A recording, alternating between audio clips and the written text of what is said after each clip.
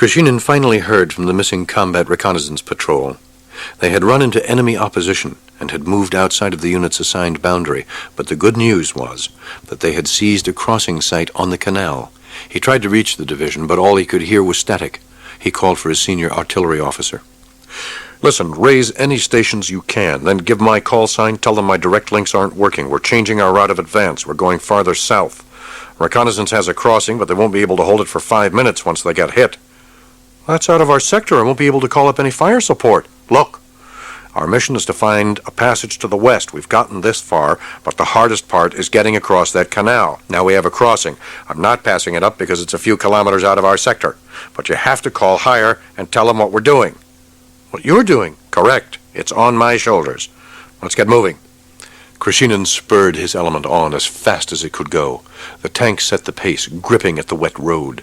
An enemy field artillery battery appeared at the edge of the orchard. Shoot from the march, he ordered. The column crested a low hill, and Krishinin saw the monumental line of the canal.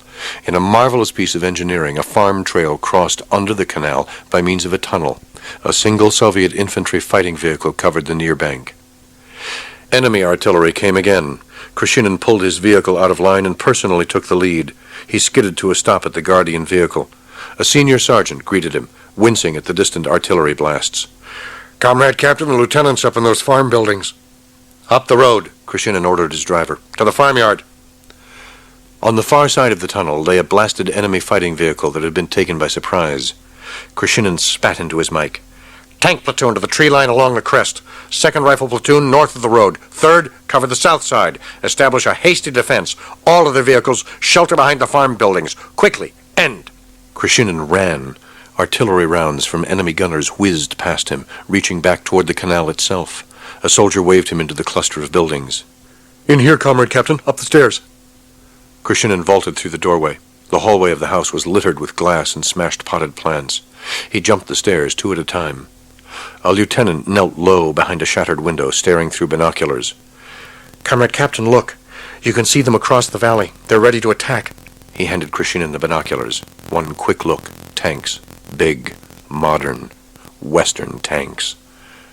Artillery struck again, shaking the farmhouse. They spotted us maybe 20 minutes ago. We had to open up to keep them away from the canal. Good work, Lieutenant. Now, let me see what I can do about those tanks. Krishinin called the artillery battery commander. He was prepared for another argument, but the officer's attitude had changed. I've contacted division and reported we reached the crossing site. The division commander approves. The advanced guard is on its way. How far back? Didn't say. Find out. We have enemy tanks coming for a visit. Krishinin hurried back to his own vehicle, but before he was halfway there, the sounds of combat came back. Changed. The enemy was on its way. Krishinin looked back across the canal. Still no sign of reinforcements. Where is that goddamn artilleryman? He thought. What's keeping him? If he doesn't call fires, we'll be overrun before the damn guns can do any good. One of the Soviet anti-tank vehicles had profiled too high on the ridgeline. Now it lifted over on its back, spewing scraps of metal upward and outward. Krishinin felt a sting on his shoulder. He almost tripped, but managed to keep running. Then he saw the helicopters, approaching from the wrong side. The artillery, Krishinin remembered. The battery is out in the open. He watched helplessly as the enemy attack helicopters destroyed one piece after another. He stopped at his own vehicle, leaned into the turret, and grabbed the gunner. Back into the courtyard. Get her behind the walls. I need the radios. Comrade Captain, said the gunner. You're bleeding. Krishinin followed the gunner's eyes down to his shoulder. Much of the uniform was shockingly dark. He suddenly felt faint. A little sting, Krishinin thought. How could that have done this? He trotted beside his vehicle, guiding it through the courtyard gates as the direct fire increased in intensity. The barn roof collapsed under an artillery strike. The blast knocked several men to the ground. Everybody into the buildings, Krishinin shouted. Move, damn you! The men scrambled for cover. The air crackled with the sound of moving tanks, missile backblasts, and automatic weapons. Krishinin bounded back into the house and up the stairs, crunching glass underfoot. The lieutenant was at his post, but he didn't need his binoculars anymore. Tanks, he said, working up along the tree lines. We got 2 of them. A round smashed into the house, shaking it to its foundation. The lieutenant noticed Krishinin's bloody tunic. Krishinin held up his hand. No real damage done, he said, hoping he was correct. Now he peered out the battered window frame. The valley was filled with black smoke. 4 enemy tanks came over the crest, one after another, heading toward the farm complex. Krishnan hurried back down the stairs to the sound of rapid fire. From the doorway, he watched his own vehicle attempt to pull off, only to explode in the gateway. He wanted to join the fight, to help his tank platoon intercept the enemy tanks, but flames blocked the gateway. He searched the ground floor for a way out, then found a gaping hole where a door had been ripped from its hinges. Outside, black smoke covered the landscape. Krishnan could hear a tank fight raging down around the canal. Growing weaker, he worked his way along the wall of a ruined barn, weapon ready, seeking a view of the canal.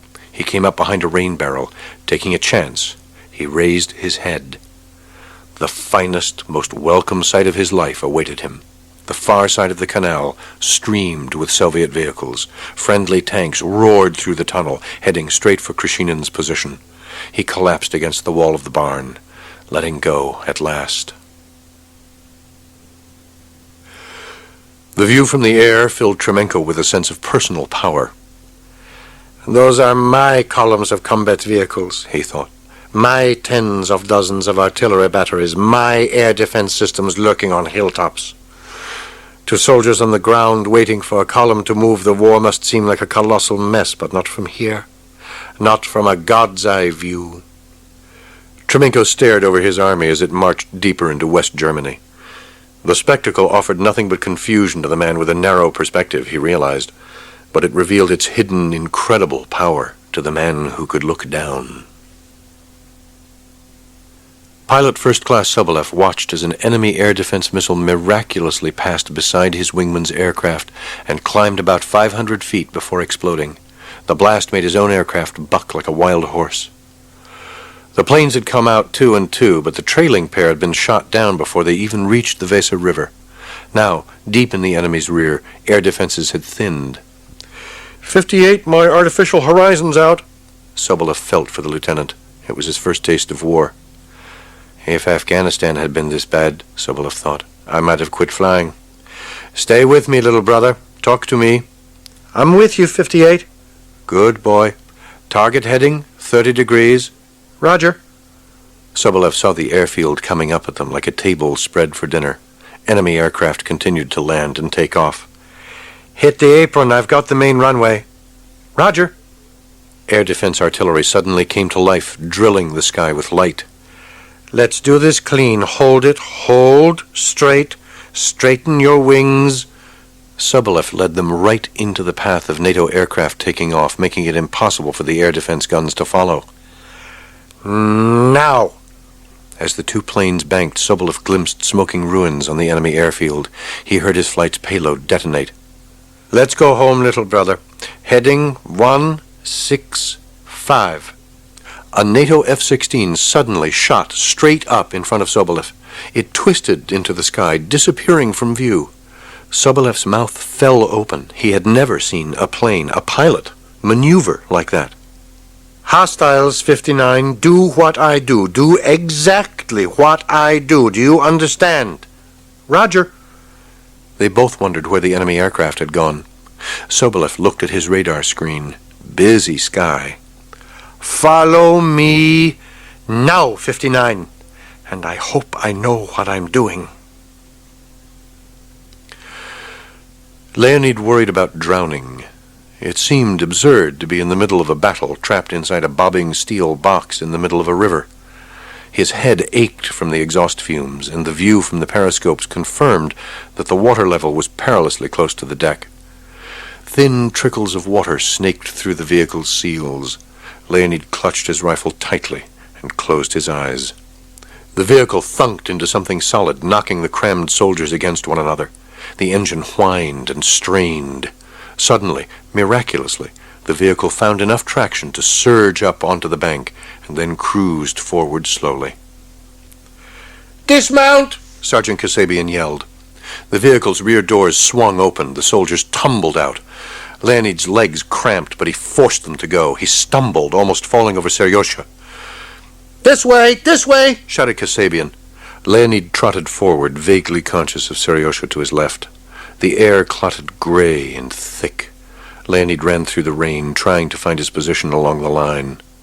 There were no targets in sight, only a close line of friendly combat vehicles.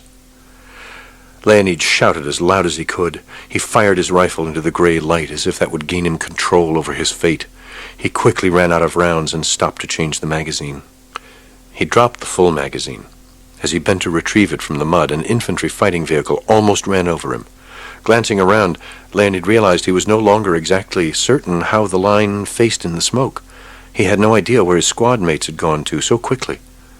He saw his first casualty, a strange boy calling out for his mother through a bloody hole of a mouth.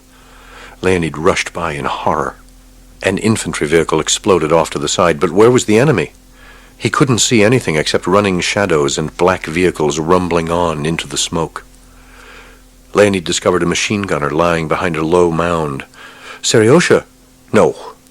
It was a stranger. Leonid flopped down beside him, glad for any companionship. Then a screaming officer chased them toward a barely visible tree line. Small arms fire erupted close by. Leonid stood out of breath for several seconds before he realized that the muzzle flashes were aimed in his direction. His companion had already dropped behind a log, sweeping the wet woods with his machine gun. "Over there!" shouted the boy. "In the brush!" Leonid tried to fire, but he could not understand how anyone could tell friend from enemy. Light, heat, noise. Out of the corner of his eye, Leonid saw his companion jumping toward him. The boy rose off the ground as if jolted by electricity. Then his body seemed to hover for an instant before coming apart. Lifeless, he flopped onto Leonid, covering him with waste. Leonid screamed. He pushed and slapped at the body, trying to drive it away. He struggled to his feet, relieved to find his own body intact. And as fast as he could run, he went toward the sounds of battle. He was not thinking of rejoining the fight. He simply wanted to be close to other living men.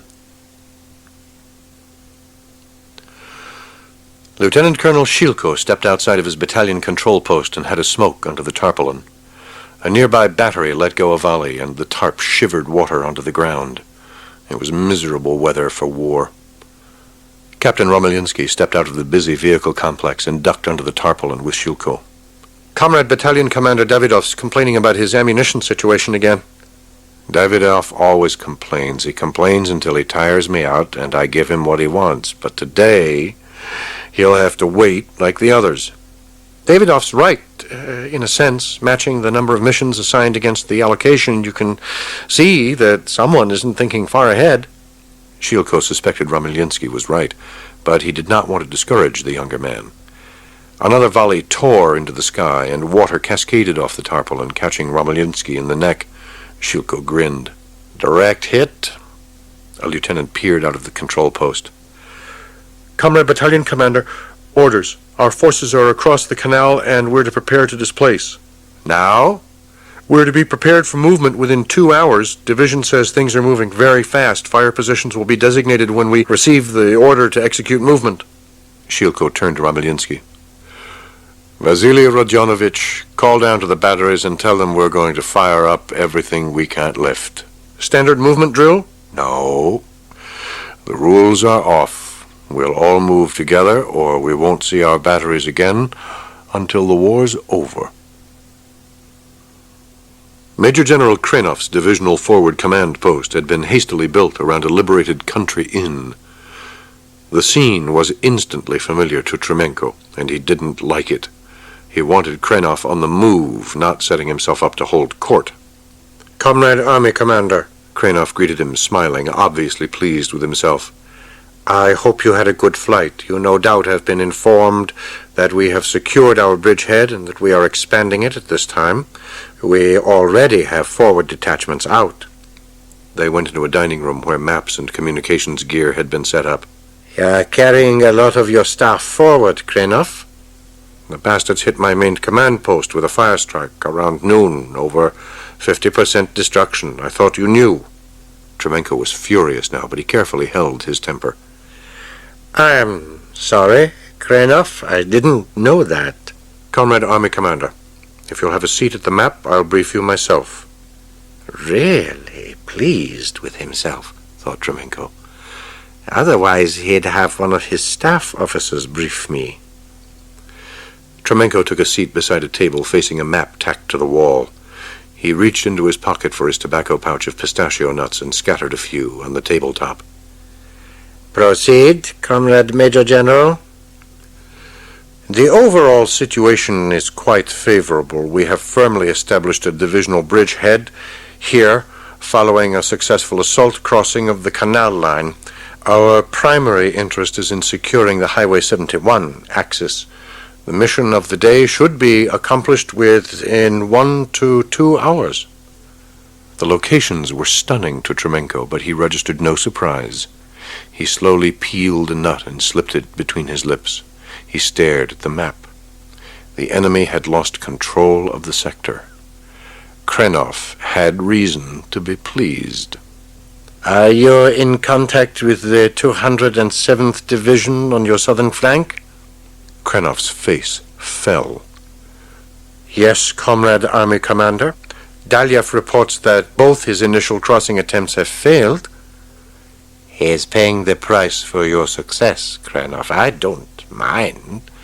I just want Dalyev to keep the Germans so busy up front that they miss what's happening on their flanks. I want the Germans to perceive success, but I want enough pressure on them so that they worry, too, so that they stay put until we get behind them on the flanks. Tremenko dropped a flame-shaped pistachio back on the table. Now, tell me about support issues. What are the real problems? Comrade Army Commander, I have too many reports of excessive artillery and tank main gun ammunition consumption to ignore. Get me the details, but burn this into your brain, Krenov. I don't want any unit stopping just because it runs low on ammunition. We are on the edge of cracking those bastards now. You can feel it. Tremenko sat back and smiled, one of his thin, rare smiles. Think of it. If you were an area soldier and you woke up to find enemy tanks all over your little domain, would you stop to ask yourself whether or not they had ammunition on board? Tremenko tossed a shell toward the map. You have the opportunity to do great things, my little Major General, but first, you need to stop building yourself this headquarters palace here. I can hardly hear the guns. You need to get moving, Krenov. Guards Colonel Anton Mikhailovich Malinsky sat in his command car, eyes lowered to his map, thinking about Chopin. Anton regretted the war, although his formation had not gone to combat yet. He regretted his spectacular rise to command. He regretted all the things his father had never been able to see clearly. The old man makes such a fuss about no special treatment, thought Anton. Yet, were it not for his position, I would be no more than a middling major. Were it not for the name and its iron burden of tradition, I would hardly be a soldier. Anton peered out at the grim German sky beyond the camouflage net. He had heard that the war was going very fast up front. In his heart, Anton felt that the war could not go too slowly for him. He recalled the long lines of burned-out trucks and rows of burned bodies that had not even made it into the war. Hours away from the border and combat, death had come without warning. If war ever had any glamour, Anton thought, it was surely gone now. If war had ever had any glamour.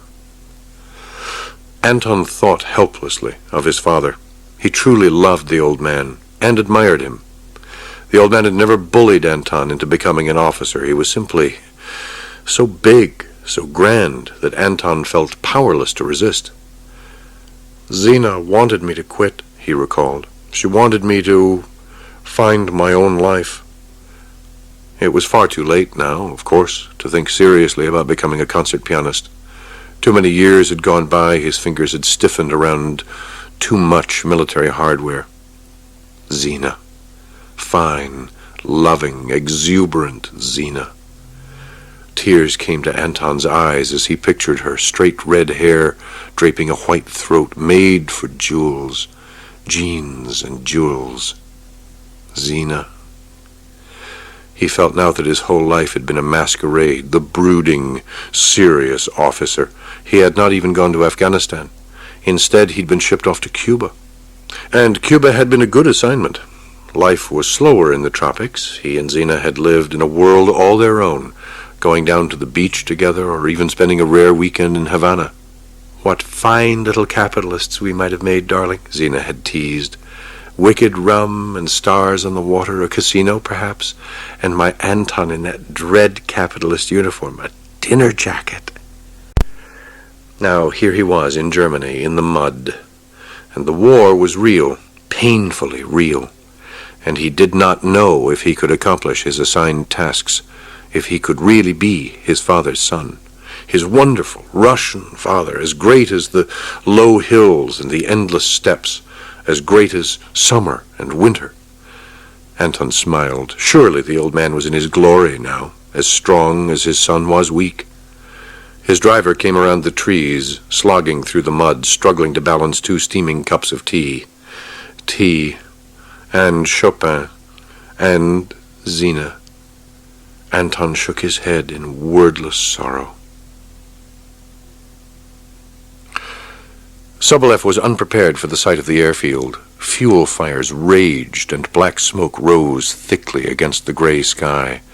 The destruction NATO raids left behind challenged the pilot's confidence. 5-8, this is Control. I have you visual. I'm rolling out. My wingman's coming in first. Roger, your runway.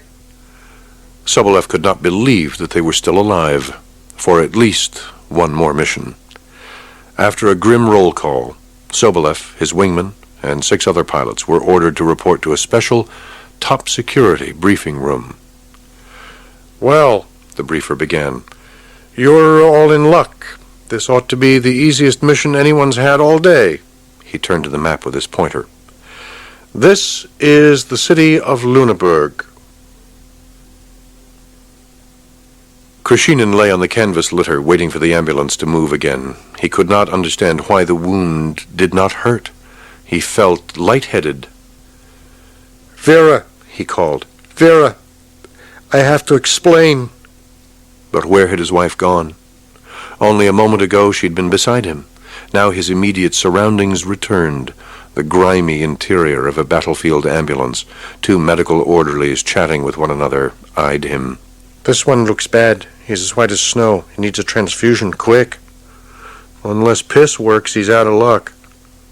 Krishinin realized suddenly that they were talking about him. He wanted to reply, but he did not know what to say. Vera. He knew he had seen her, just a moment before, wearing her green dress. He had not thought of Vera once during battle. Perhaps that was a sign of how far apart they had grown, but it could all be mended if only he could see her now. Get away from the window, Krishinin shouted. Get back! But the lieutenant failed to respond. I need support. Can you hear me? We can't hold. Please. Vera, surrounded by clouds of black smoke. Sounds as if this one had an interesting day, one of the orderlies said. It just gets on your nerves after a while, replied the other. Gordonov braced in the helicopter doorway, drenched with rain. His headset perked with the exchanges of pilots. Beneath him, the impressive roads leading to Hamelin were in chaos. Intermittent NATO support columns heading east struggled against a flood of refugee traffic, but with any luck, the British or the Germans would clear the roads in time for the Soviet armored formations that would be on their way to cross Gordonov's bridges. Now it all depended on the air defenses at Hamelin, an old town in the Weser River Valley. Gordonov spoke into the headset mic. Falcon, what do you have up there? The Chief of Staff, Major Dukhonin, came on the net. Eagle, this is Falcon. 1 heavy on the northern bridge, it's manageable. Seize and hold the northern bridge at all costs, Falcon. Seize and hold the southern bridge if possible. Destroy alternate tactical crossings. Gordonov's gunship pulled to the right, entering its assault approach. Don't shoot up the main bridges, Gordonov ordered. I want them clean. Let's go. Gordonov's aircraft and two others split from the main formation. The plan called for them to jump from a rolling hover onto the roof of a hospital from which Gordonov could control the initial actions of his battalion. The hospital came up fast. Gordonov jumped through the door. As he leapt, he could feel the next man behind him. He hit the roof with one foot leading. The pain toppled him over.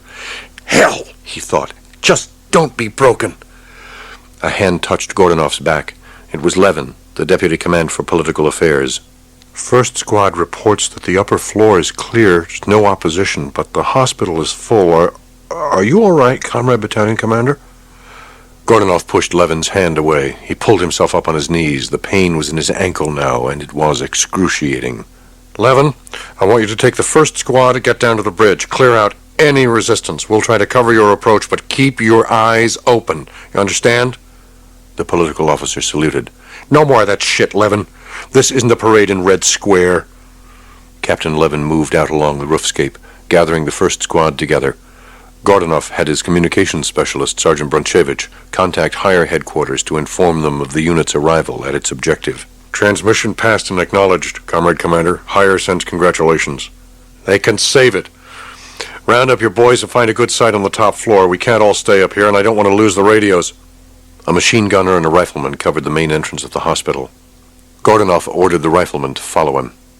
The bridge was very close, but an enemy fire team covered the approach. There was no sign of Levin or his squad.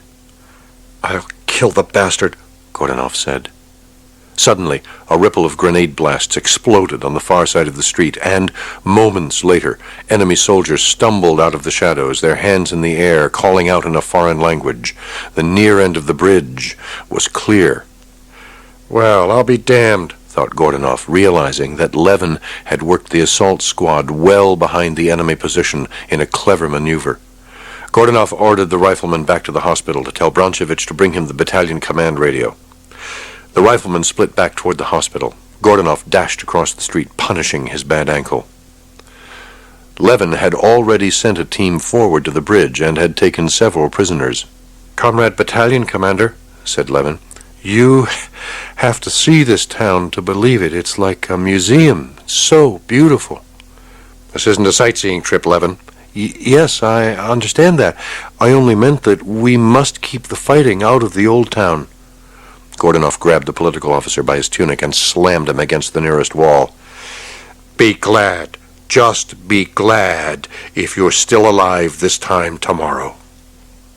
Sergeant Brunchevich hustled across the cluttered street, the command radio strapped to his shoulder. "Comrade Commander, Falcon needs to talk to you right away." Gordonov took the hand mic. "Falcon, this is Eagle." At first, Gordonov didn't recognize the voice on the other end. "This is Falcon. Major Dukonin is dead. We're in a mess." It was Karchenko, a company commander. "This is Eagle. Get a grip on yourself. Can I get over to you?" "I don't know. We have the bridge, but there are British soldiers and German tanks working down the streets." "Just hold tight." Gordonov turned to his radio man.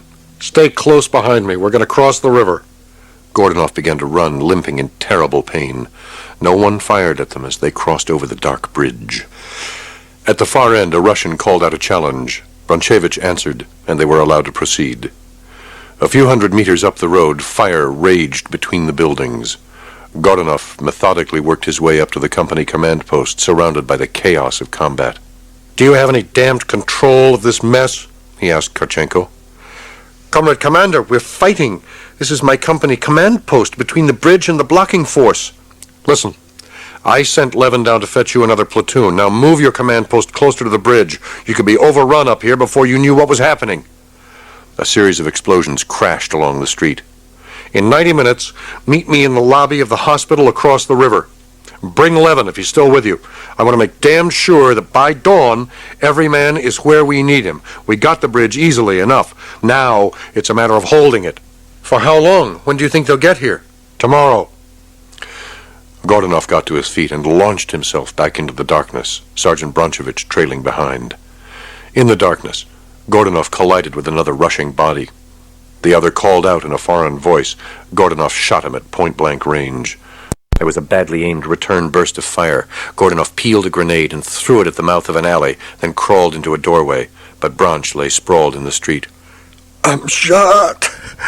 I'm shot!" he moaned. Gordonov broke down the door, scrambled out into the street, and dragged the radio man inside. The boy had clearly caught a full burst. Amazingly, he still whimpered with life. Gordonov peeled the radio from the boy's shoulders, flicking the moisture off the mic. "Falcon, this is Eagle." "This is Falcon. Are you all right?" "My radio man's down. I'm about a block from you, just off one of the side streets. Can you get somebody down here?" "We're ready to move." The wounded boy was praying. It didn't surprise Gordonov. He forced himself back to business. "Vulture, this is Eagle." "This is Vulture." "What's your status?" "We have the southern bridge. The organization you requested is on the way." "All right. Just get in the buildings and hang on." The sergeant died before his prayer was finished. Gordonov could feel the difference in the room. "Eagle, this is Falcon." "This is Eagle." "We can't find you. What's your location?" "Never mind. We have both the bridges. I don't need help anymore. Just watch for me coming in." Chibisov watched the front commander eat, reckoning out Malinsky's mood by his mannerisms. Overall, the situation appeared favorable, but enormous potential difficulties loomed up ahead. "Tremenko's doing splendidly. And Kobatov has Luneburg." "I know. "Pavel Pavlovich, I think that Tremenko's crisis is coming tonight. He knows it, but knowing may not help. The Germans are going to hit him. I'm surprised they haven't already." "Tremenko has already reported local counterattacks," said Chibisov. Malinsky dropped his knife and fork. He stared up at the map as though his eyes were binoculars. "It will take a powerful blow to stop Tremenko now. If that blow doesn't arrive tonight, the Germans are fools, or amateurs." "How is our transport doing?" Chibisov slumped. "Our major lines of communication have been hit repeatedly and to serious effect by NATO air power. The organization of traffic is extremely difficult, and it's especially bad at the Elbe River crossing sites. Realistically, Comrade Front Commander, if the first day is like this while we're still on the plan, and we'll continue to adhere to the plan. There is no alternative on the battlefield. I have seen it with my own eyes. If the enemy has a plan, don't allow him to implement it. Ram your plan down his throat." "Comrade Front Commander, I understand your last stop was at Starhukin's forward command post." Malinsky's face tensed into a frown. "I'm worried," he said. "A crisis up in Tremenko's sector could be contained locally. It is, in effect, built into the plan, but Starhukin has to push through them by noon tomorrow." Malinsky reached for a cigarette. The action shocked Chibisov. The old man never smoked in his presence because of the Chief of Staff's asthma, but Chibisov recognized this as absent-mindedness due to concern over Starhukin's situation. "We must present the enemy with multiple crises to prevent them from implementing an appropriate response," said Malinsky. "And we need to drive in behind them in all sectors to prevent tactical nuclear weapons from becoming an attractive option." Chibisov nodded. He felt tired, yet there was so much waiting to be done. The smoke from Malinsky's cigarette snaked into his lungs, and he unconsciously touched at the pocket where he carried his pills. "Tonight," said Malinsky, "will be the first big test. If they piecemeal their counterattacks and Starhukin gives me a breakthrough by noon, they won't stop us until we're standing on the banks of the Rhine, and they may not even stop us then." Leonid sat comfortably in a chair by the window, belly stuffed full, dreaming of home. His assault rifle lay across his thighs. He stared out into the cool darkness. In the aftermath of battle, he had found his way to his own unit with surprising ease. Seriosha had also made it through, and he told wild stories of machine-gunning countless numbers of enemy soldiers. In the waning twilight, the unit drove through a bombed village until they were directed to a house on the edge of town. Even in the dark, Leonid could tell the Germans were very well-to-do. The kitchen was full of food, and the soldiers ate their first real meal since deployment. Several commented with envy on the wealth of the Germans. Then one of the soldiers began to smash things, and the mood caught on. They tore through the house, upsetting furniture and ripping pictures from the walls. In a small room, Leonid discovered a fine little cassette recorder and a drawer full of tapes. He filled his pockets with the most interesting-looking recordings. Then he and Seriosha moved to an upstairs bedroom. The furniture had been toppled over, and the mattress lay on the floor where one of the soldiers had urinated on it. The two boys flipped the mattress over, then lifted it back onto the bed frame. They agreed that they would take turns sleeping, Seriosha first. Leonid took his place at the window. While Seriosha drowsed, Leonid watched the dazzling display of battle on the horizon. Twice he nearly collapsed into sleep. His mind wandered, and the slightest thought of home brought tears to his eyes. He could not judge the passage of time. Timidly, he finally began to wake Seriosha. Seriosha stamped off to the window, and Leonid lay down on the ammonia-scented mattress, wrapped in a coverlet ripped by the horseplay of his comrades. In a matter of minutes, he had wept himself to sleep, filled with a vast, sorrowing love for his fellow man. At first, the enemy tanks were only a big, chilling noise in the dark. Then flares went up, and Senior Sergeant Hornick spotted the steel monsters headed straight for his anti-tank gun's zone of fire. The crews had been forced to hurriedly assess ranges in the twilight while the engineers raced to lay every last possible mine. The enemy tanks sensed they were in for it. They deployed away from the road, moving slowly in the marshy terrain, their turrets hunting targets. Hornick was confident. His guns were well camouflaged, and he ordered his men to remain still. But an enemy tank fired. Shouts and screams followed. How could they see, he wondered. How could the enemy tank have detected a camouflaged gun position in the dark? Fire, he shouted. None of the rounds found their marks, and the enemy tanks returned the fire with unnerving accuracy. But they seemed confused by the anti-tank ambush. Some drew back toward low ground, while others moved into the open, advancing on the battery. One of the lead enemy tanks was struck by a shot that broke a track, stranding the vehicle. Fire at the one that stopped! The round struck, but Hornick could see no difference after the flash and the sparks cleared. He could not understand why these monsters would not die. Hornick stayed with his gun. The enemy tanks came on, blasting the battery into junk. The other crew members deserted him, but Hornick struggled to get off one last shot. He was filled with such hatred for the closing enemy that he felt his fury alone must stop them. Leonid awoke to the enormous noise of Seriosha's machine gun firing through the window. They're all around us, Seriosha shouted. Shoot! I can't see anything. Just shoot! Shoot at the lights! An unexpected blast downstairs shook the floor beneath them. Voices shouted in a foreign language, and automatic weapons fired thunderously inside the building. The hallway fluttered with light, and boots thumped across the floor. Leonid and Seriosha crouched behind the toppled furniture, weapons pointed at the bedroom doorway. A voice called out in a foreign language. Another answered from the stairwell. Incredibly, they began to leave. The sound of huge tanks in rapid movement filled the street. We're in the shit now, Seriosha whispered. After Chibisov left, Malinsky fell into a deep sleep. He dreamed of Paulina and of Anton as a boy. Malinsky recognized the scene, the Urals, so long ago. His tiny son held his gloved hand tightly. Malinsky could feel the boy trembling. They were up so very high. All about him were unruly crowds. A performance of some sort was taking place. Paulina called out in fright, "The boy! The boy!" And Malinsky saw that Anton had escaped his grasp. The boy slid away from him, slaying helplessly down the steep slope. Malinsky ran, tumbling after the child, his son, his only son. The dark crowds watched impassively. "Help me!" Malinsky shouted. "For the love of God, help me! It's my son!" Chibizov's voice called him back. Comrade Front Commander!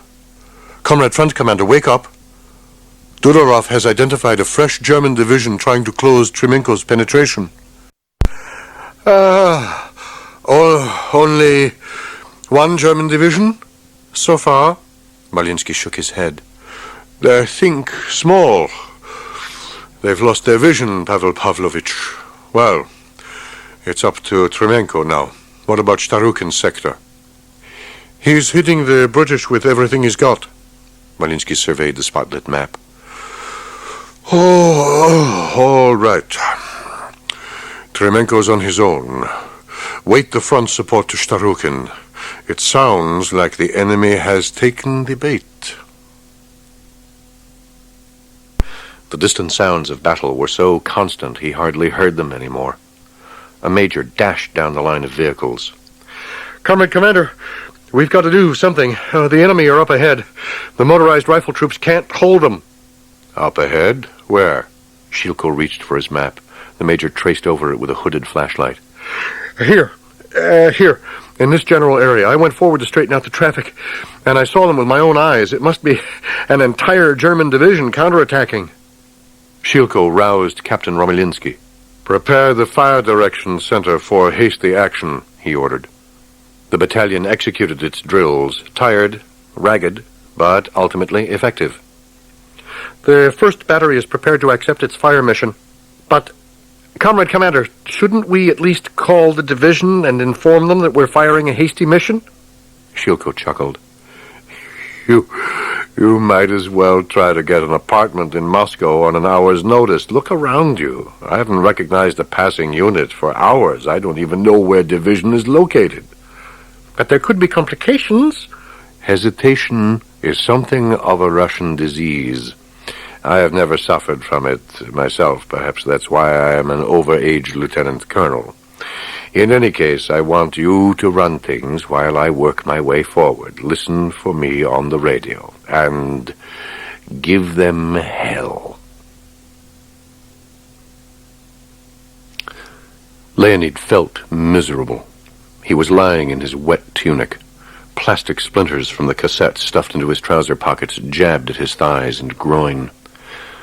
As the firing calmed, moving on to other killing grounds, Seriosha suggested that they hide in the basement. What if they're still downstairs? Said Leonid. What if they're just being quiet and waiting? Well, I can't hear anything.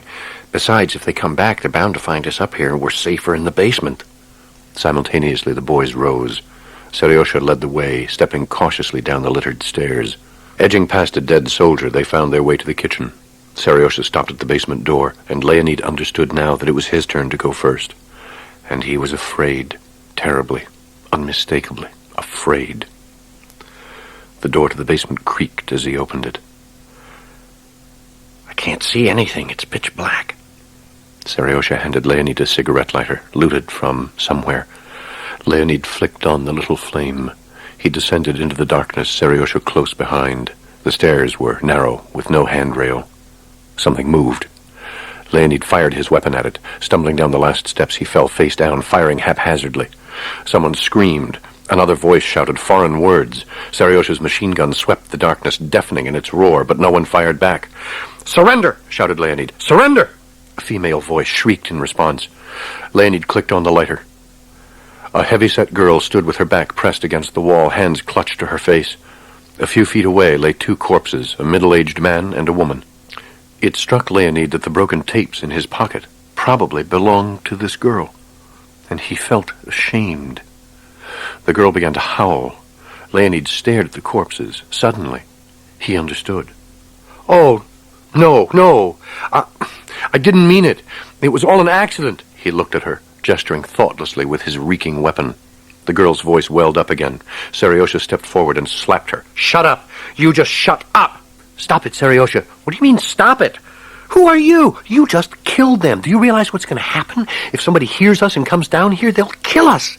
The girl was sobbing against the wall, blood dribbling from her lower lip. Seriosha jammed the muzzle of his gun hard into her chest like a spear. Then he brought the heavy stock around and smashed it into her face. As she waved a pudgy hand at the blows, he brought the butt of the weapon down on her skull with all of his weight behind it. Then he hit her again and again. Finally, Saryosha straightened up. Now she won't tell anybody.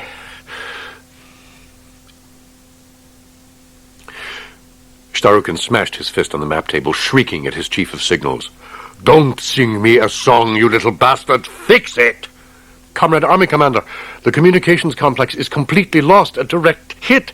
It will take time to restore. I don't have time, you little shit. I should send you down with the motorized rifle troops and let you see what war is really like. How can I run an army when I can't talk to anybody? Comrade Army Commander, we can still communicate using manual Morse. It's just the multiplexing that will take a little time. I don't have time. Time is the one thing I don't have. You should have had all the auxiliary systems operating. You're a moron, a disgrace. Starukin smashed his big fist into the wall, knocking down a hanging chart. I need to talk. Colonel Stein, the propaganda specialist, watched the artfully crude filmed destruction of Lüneburg on the television monitor. As he watched, the same image was being broadcast throughout the German Democratic Republic on high-powered transmitters aimed west. Stein had no doubt that the film would be monitored in the west, gathering the expected attention to itself. He listened carefully to the narrative. Senseless destruction, precipitated and carried out by aggressive NATO forces bent on destroying the Federal Republic of Germany, perhaps even turning it into a proving ground for their insane theories on nuclear war. But the voiceover was mere ornamentation. The powerful images of toppling medieval buildings, of civilians running for cover or dying, and of Dutch forces firing indiscriminately were irresistible. We will beat them with cameras, Stein thought, and he smiled. Major General Duzov, commander of the 10th Guards Tank Division, watched the attack from the forward observation post. His superior, Lieutenant General Starukin, had been utterly explicit. Punch the hole, Duzov. They're worn down. Punch the hole, or don't let me see your face alive. Duzov had two more chances. This attack, then the commitment of the trailing regiment. He had one of the best divisions in the Soviet army. He hated to see it squandered piecemeal. But perhaps Starukin was right. The earth twitched beneath Duzov's feet. The artillery preparation had begun. The dazzle of a multiple rocket launcher barrage rose to the left, providing illumination. The attack made the crest of the hill. The vehicles continued into the next valley. Duzov watched, pained, as more and more of his vehicles fell out, some in volcanic explosions, but the classic, magnificent formations never broke. A radio reported that they had driven through the British position. A spontaneous cheer went up from the men at the observation post, but Duzov surveyed the wastage in the valley and on the far slopes as the last flares sputtered into oblivion. He turned to the regiment's commander. Don't stop. Drive them. The British will try to block you at all costs. Do whatever else you must, but don't let anything stop your tanks.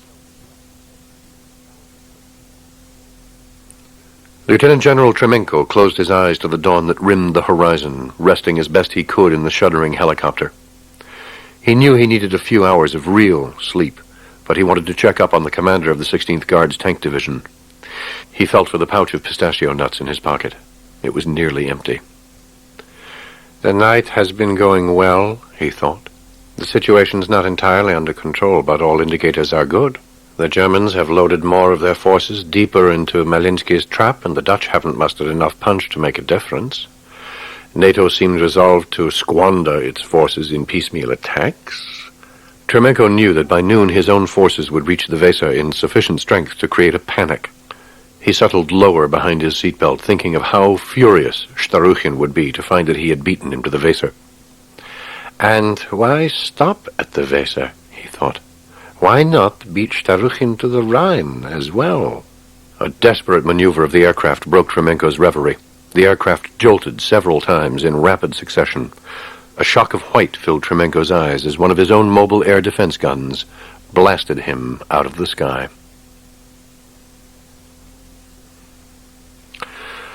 Levin stood in a deserted restaurant in Hamelin, munching on bread and cold ham. There was a lull in the fighting. His mind strayed. Had he left anything undone? Gordonov had ordered him to take command of the main approaches to the eastern ends of the bridge.